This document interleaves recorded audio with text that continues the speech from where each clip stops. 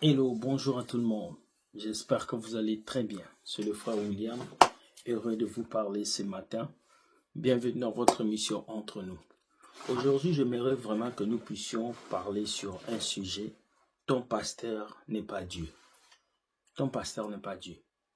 Ton pasteur peut faire des erreurs. Ton pasteur peut tomber. Ton pasteur peut t'escroquer. Ton pasteur peut te mentir. Ton pasteur peut faire des choses ignobles que toi tu ignores. Écoute d'abord toutes ces personnes qui vont te parler, te dire des conseils que ton pasteur c'est pas Dieu. Quand tu vas à l'église, là que tu appelles l'église le bâtiment, tu ne pars pas pour rencontrer ton pasteur. Tu pars pour recevoir la parole de Dieu afin que ta vie change. Écoute cette vidéo et nous revenons. Écoute seulement cette vidéo. Consulte d'abord Dieu.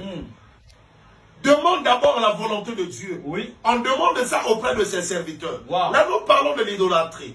Lorsque tu viens demander le conseil chez un homme de Dieu, c'est pas que tu adores l'homme de Dieu. Oui. Le pasteur, on l'adore pas. Parce qu'il n'a rien fait pour le salut de ton âme. Oui.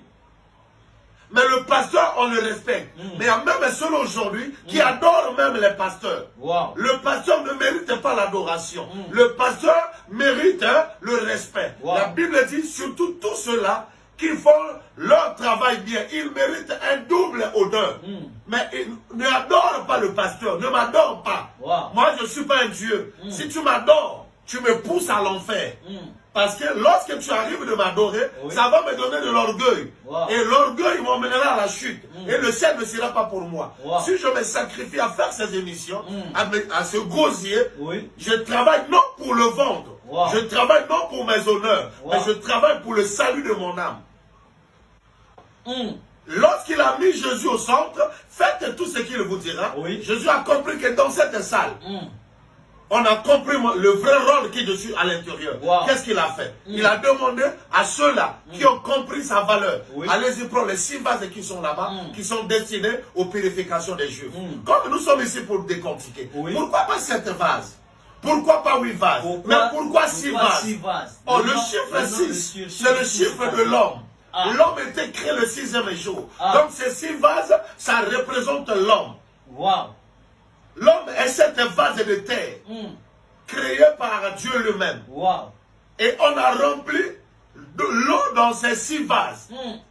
Et en emmenant ça auprès de Jésus, la Bible dit l'eau a changé en vin. Jésus n'a même pas prié. Et il a dit aux disciples, allez-y donner ça à l'ordonnateur du repas. Or, le vin nouveau, c'est le baptême du Saint-Esprit. Wow. Lorsque l'homme n'a pas le Saint-Esprit, il n'y a que l'impureté à l'intérieur. Mais lorsque l'homme, les insuffisances, l'homme a l'incapacité. Il y a certains domaines que tu n'arrives pas à œuvrer. Oui. Parce que tu n'as pas de support spirituel. Wow. Mais lorsque le Saint-Esprit rentre en nous, ce n'est plus moi qui vis, mais c'est Christ qui vit maintenant en moi. Or, tout ce que je manifeste, ce n'est plus moi, mais c'est Jésus qui se manifeste en moi. Parce qu'il travaille au travers des gens. Wow. Je suis venu dire à tous ceux-là qui sont remplis du Saint-Esprit. Je vais partir parce que si je ne pars pas, le pasteur mardi déjà il va appeler. Alléluia. Amen. Tu ne viens pas ici pour le pasteur. Non, détrompe-toi. Oh. Tu viens ici parce que You are Dieu coming t'a here choisi because God pour que has tu le chosen représentes you to represent him sur la terre. on earth. Le jeudi. Maman, Thursday, I said, Maman Albertine, les Maman kitchakatchaka là que Albertine. tu joues là, ça fait du bien à des gens. Et ça l'arabe sont bien. Amen. Donc chacun de nous là, So each one nous of us, sommes importants devant les yeux de we are Dieu. very important before Dans the eyes of l'ambassade, God. il n'y a In pas the seulement embassy, l'ambassadeur. there is just not the Il y a les ambassador. attachés There de are people l'ambassade. who are attached to embassy as well. Donc il y a les attachés de l'ambassade. Et There are people who are chacun attached to d'eux, embassy, so each a one une of us has a responsabilité. responsibility. beaucoup d'entre nous, 90%, vous avez passé à l'ambassade. Vous avez passé des interviews, vous avez vu, il y a toute une personne qui arrange le passeport, il y a toute une personne qui reçoit les dossiers, il y a une autre personne qui t'interviewe. Quand tu pars récupérer ton visa, c'est une autre personne qui te donne le visa, c'est une autre personne qui fait la sécurité à l'entrée de l'ambassade. Il y a tout un service de protocole. Comment nous ne comprenons pas cela? Mais si l'ambassadeur But now if the ambassador laisse de faire son rôle leaves his job pour faire le rôle de to do protocole, a job of a qui protocol, va interviewer les gens? who's going to bring other people in? Alléluia. Reste dans ta fonction. Stay on your lane. Fais le travail que Dieu t'a appelé. Do the job God has called you to do. Alléluia. Amen. Chacun dans son couloir. Stay on your lane. Chacun dans son Stay couloir. on your lane. J'ai dit, Chrétien, sois spirituel. Sors un peu de ta chair. Là. Laisse un peu la chair. Là. Sois un peu spirituel.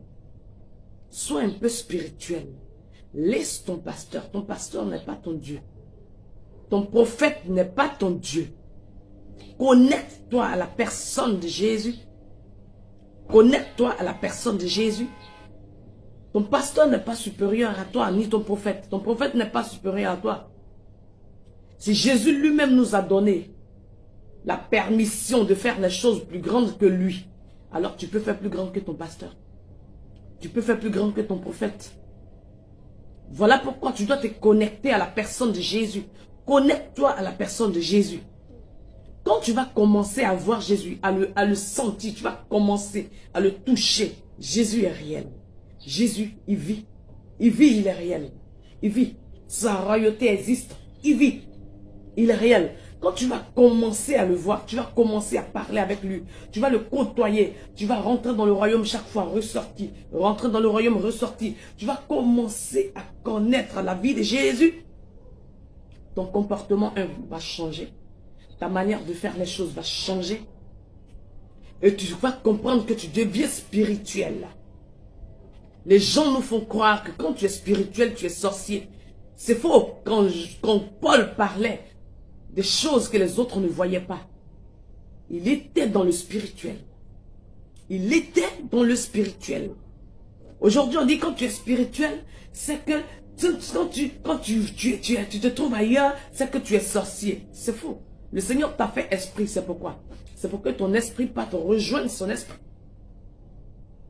Aujourd'hui, là, le sataniste c'est un maître, il va où? Il le rejoint. Il le rejoint. Le sorcier a sa réunion avec son maître. Et toi, tu te réunis où? Tu dois être spirituel. Tu dois croiser ton père. Tu dois parler avec ton père.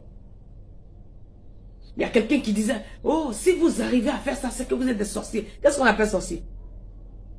Qu'est-ce qu'on appelle sorcier? La Bible dit, votre esprit est 10 fois supérieur à l'esprit qui est dans le monde.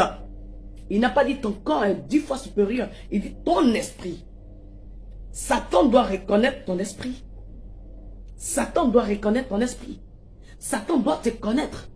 Satan, c'est pas la chair. Satan, il est esprit. Autant Jésus doit te connaître. Satan doit te connaître. Tu dois être spirituel. Et quand tu es spirituel, chaque fois que tu vas croiser ton Père et que tu rentres dans le royaume, tu verras que il y a des choses qui sont trop petites pour toi. Tu verras que le sorcier ne... Ce n'est pas le bishop, ce n'est pas le... C'est pour ça que ici, nous vous éduquons à mettre votre confiance pas dans un pasteur. Ne comptez même pas sur un pasteur. Ne comptez pas sur la femme d'un pasteur. Ne comptez sur personne.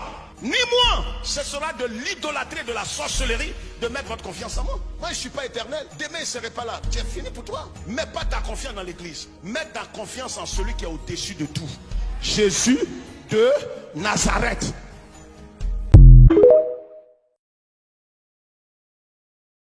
Qu'est-ce qu'ils ont dit? Tout le monde a spécifié dans ces vidéos que ton pasteur n'est pas Dieu. Même des pasteurs sont venus vous dire, ils ne sont pas des dieux. C'est vous qui rendez ces pasteurs des dieux. C'est vous qui vous levez pour adorer ces pasteurs. C'est vous qui passez votre temps à les louer, à les adorer. La plupart de ces pasteurs ont commencé leur ministère bien, simple. Ils priaient et puis ils partaient chez eux. Mais c'est vous qui avez dû leur dire, nous allons vous adorer. Papa pasteur, nous allons te donner la gloire. Papa pasteur, nous allons t'acclamer, vie éternellement. Le pasteur ne voulait pas être idolâtré, mais c'est vous qui l'avez mis dans l'idolâtrie. Chrétien, vous devez ouvrir vos yeux et comprendre que cet homme que tu appelles Daddy, le pasteur, n'est qu'un être humain qui est comme toi. La seule chose que Dieu lui a donnée, c'est des directives pour t'apprendre la parole de Dieu. Lorsque tu apprends la parole de Dieu, tu es libre d'avancer et d'aller de l'avant. C'est triste de voir que beaucoup de chrétiens aujourd'hui adorent le pasteur, innobilent le pasteur, jettent des pannes par terre où le pasteur passe. Ils prennent le pasteur comme Dieu. Non, le pasteur n'est pas Dieu. Le pasteur, c'est un être humain. Il paye ses factures, il peut travailler, il peut se fâcher, il peut tout faire. Voilà pourquoi vous avez les termes de homme de Dieu. Parce que c'est un être humain qui ne fait que servir Dieu. Lorsque vous allez comprendre que les gens que vous avez dans vos églises ne sont que des êtres humains qui servent Dieu, vous allez comprendre qu'ils ont des défauts comme vous. Ils pleurent aussi comme vous. Ils ont des problèmes comme vous. Ils ont peur comme vous. Mais sauf que eux, ils ne montrent pas leur faiblesse devant vous comme vous montrez vos faiblesses devant eux. Alors mon cher ami, je vais t'aider ce soir. Si tu considérais ton pasteur comme Dieu, tu es dans l'idolâtrie. Voilà pourquoi souvent même ta vie ne change pas. Parce que pour que ta vie change, tu dois considérer ton pasteur comme un canal par où Dieu veut te parler. Mais en tout ce qui concerne ta vie personnelle, en ce qui concerne ta bénédiction, ton pasteur ne possède pas ta bénédiction. C'est Dieu qui possède ta bénédiction et il peut faire passer ça par n'importe qui, pas seulement le pasteur. Donc ton pasteur n'est pas Dieu. Ouvre tes yeux, parce que la Bible dit, mon peuple périt parce qu'il lui manque de la connaissance. Sois béni, dis-moi ce que tu penses. Est-ce que toi tu arrives jusqu'au point où tu commences à glorifier le pasteur à l'église? C'est un péché, ne le fais pas. Et quand ton pasteur fait une bêtise, dis-lui la vérité. Ça lui permettra de se convertir, de pouvoir se repentir et d'être un vrai homme de Dieu. Beaucoup d'entre vous, vous avez entraîné certains hommes de Dieu dans des choses bizarres qu'ils ne voulaient pas faire parce que vous les avez adorés au lieu de leur dire la vérité. À partir d'aujourd'hui, dis la vérité à ton pasteur. Dis-lui la vérité afin qu'il change et qu'il soit un vrai serviteur de Dieu rempli pour le servir.